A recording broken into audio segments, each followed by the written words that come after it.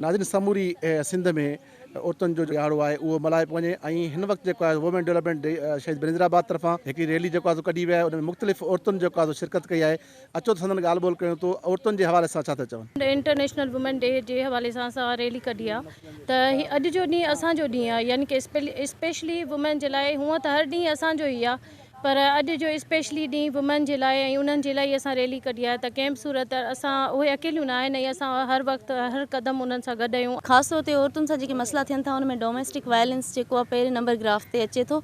हर औरत के घर में तशद्दुद जो शिकार थिए थी ऐं अर्ली चाइल्ड मैरिजिस जा केस थियनि था ऐं उन खां अलावा प्रोटेक्शन जा तमामु घणा केसिस थियनि था।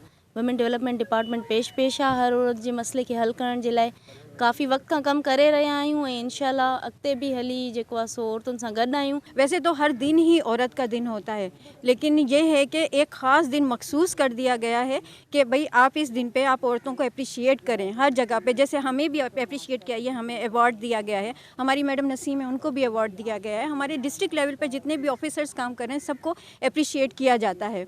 और ये कि हमारी मिनिस्टर शैला रज़ा हैं वो भी इस सिलसिले में काफ़ी सरगर्म हैं। ख़वातीन का दिन मनाया जा रहा है और इस तरह के दिन मनाने चाहिए। ख़वातीन को कोशिश करते हैं कि उनके हकूक़ जो है उनको अवेयरनेस हो और वो अपने हकूक़ हासिल करने में कामयाब हो सके। मुझे नज़र में तो औरतुनि जो हिकु ॾींहुं न मल्हायो वञे पर हर ॾींहुं औरत सां मनसूब हुजे। ऐं हिन औरतुनि जे आलमी ॾींहं ते मां सिंध जी बहादुर जेकी औरत हुई माई जिंदो, जंहिं पंहिंजी जिदोजहद कई, हिकु तारीख़ ठाही ऐं हुन इहो साबित कयो त औरत कॾहिं बि कमज़ोर नथी थी सघे। औरत जेकॾहिं पंहिंजे ते अचे त हू हिमालय जबल खां वधीक बहादुर थी सघे थी।